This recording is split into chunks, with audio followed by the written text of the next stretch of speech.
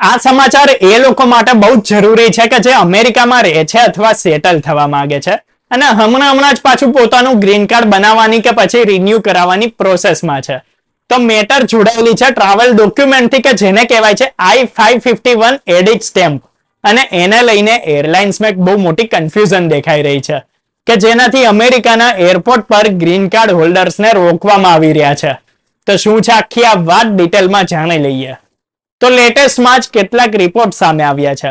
Legal US permanent રેસિડન્ટથી જોડાયેલી કે જેની પાસે ફિઝિકલ ગ્રીન કાર્ડ નથી અને જે ખાલી પોતાના પાસપોર્ટ પર લાગેલા એડિટ સ્ટેમ્પના આધારે ટ્રાવેલ કરી રહ્યા છે, એમને એરપોર્ટ પર બોર્ડિંગથી રોકવામાં આવી રહ્યા છે. તો સૌથી પહેલા સમજી લે કે આ એડિટ સ્ટેમ્પ હોય છે શું. તો એ એક ઓફિશિયલ સ્ટેમ્પ હોય છે કે જે યુએસ ઇમિગ્રેશન ઓથોરિટીઝ આપતી હોય છે જ્યારે તમારું ગ્રીન કાર્ડ નવું બની રહ્યું હોય કે પછી ખોવાઈ ગયું હોય કે રિપ્લેસ થઈ રહ્યું હોય. એટલે કે સિમ્પલ શબ્દોમાં કહીએ તો એ સ્ટેમ્પ તમારા ગ્રીન કાર્ડ જેટલું જ વેલિડ પ્રૂફ છે કે તમે યુએસના લીગલ પરમેનન્ટ રેસિડેન્ટ છો. USCIS અને CBP બંને એજન્સીઝ એને માન્યતા આપે છે અને એને લઈને કોઈ પણ ડાઉટ નથી. પણ મેઇન તકલીફ એરલાઇન્સના સ્ટાફથી છે. પણ મેઇન તકલીફ શરૂ થાય છે એરલાઇન્સના સ્ટાફથી. ટીમેટિક નામની બુકમાં લખેલું છે કે ભાઈ એડિટ સ્ટેમ્પ વેલિડ છે, પણ ઘણી વાર એરલાઇન્સના એમ્પ્લોઈઝ એ રૂલને જાણતા જ નથી કાં તો પછી માનવાની ના પાડી દે છે. અને લેટેસ્ટમાં જે કેવો એક્સપિરિયન્સ એક ટ્રાવેલરની સાથે પણ જોવા મળ્યો. હમણાં જ એક ટ્રાવેલર કે જે ટેસ્કનથી મિયામી જવા માંગતો હતો વાયા દોહા કે પછી ઇસ્તાનબુલ, તો એની પાસે રશિયન પાસપોર્ટ એડિટ સ્ટેમ્પ હતો, પણ એનો ડર હતો કે ભાઈ ક્યાંક એરલાઇન સ્ટાફ એને બોર્ડિંગ ના રોકી દે.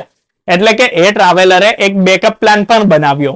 USCIS ગાઈડન્સની પ્રિન્ટ આઉટ પોતાની સાથે પણ રાખી અને એરલાઇન્સને પણ રિક્વેસ્ટ કરી કે ભાઈ એ PNR પર નોટ નાખી દે કે એડિટ સ્ટેમ્પ વેલિડ છે, એટલે પછી બોર્ડિંગના સમયે એને કોઈ તકલીફ ના આવે. પણ વિચારીને જુઓ કે ભાઈ આટલું બધું કર્યા પછી પણ તમને લાસ્ટ મુમેન્ટ પર એરલાઇન સ્ટાફ બોર્ડિંગની ના પાડી દે તો શું ઓપ્શન વધશે. તો એવામાં એ કેસમાં ટ્રાવેલરે US બોર્ડિંગ ફોઇલ લેવો પડશે કે જેની બહુ અઘરી પ્રોસેસ હોય છે. એમાં કેટલાય દિવસો પણ લાગી જાય છે અને એની વેલિડિટી ખાલી 1 મહિનાની જ હોય છે. એટલે આ બધું સાબિત કરે છે કે ભાઈ અસલી પ્રોબ્લેમ પેસેન્જર્સના ડોક્યુમેન્ટમાં નહીં પણ ભાઈ એરલાઇન્સના સ્ટાફની ટ્રેનિંગમાં છે. તો એવામાં જ્યાં સુધી એરલાઇન્સ પોતાના એમ્પ્લોઈઝને પ્રોપરલી એજ્યુકેટ નહીં કરે ત્યાં સુધી આવી અનનેસેસરી પેનિક્સ અને હેરેસમેન્ટ ચાલતી રહેશે. ઇન્ડિયન ડાયસ્પોરા અને ખાસ કરીને એ લોકો કે જે ટેમ્પરરી એડિટ સ્ટેમ્પ પર ટ્રાવેલ કરી રહ્યા છે એમના માટે આ વાત ઘણી જરૂરી છે.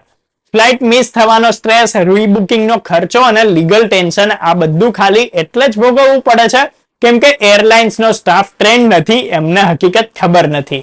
જો તમારું ગ્રીન કાર્ડ પેન્ડિંગ છે અને તમે એડિટ સ્ટેમ્પની સાથે ટ્રાવેલ કરવાનો પ્લાન કરી રહ્યા છો તો તમારે કેટલાક સ્ટેપ્સ જરૂરથી ફોલો કરવા જોઈએ.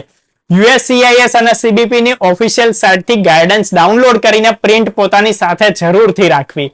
એ સિવાય એરલાઇનને પહેલા જ રિક્વેસ્ટ કરો કે તમારા PNR પર એડિટ વેલિડિટીનો રિમાર્ક કરી દે.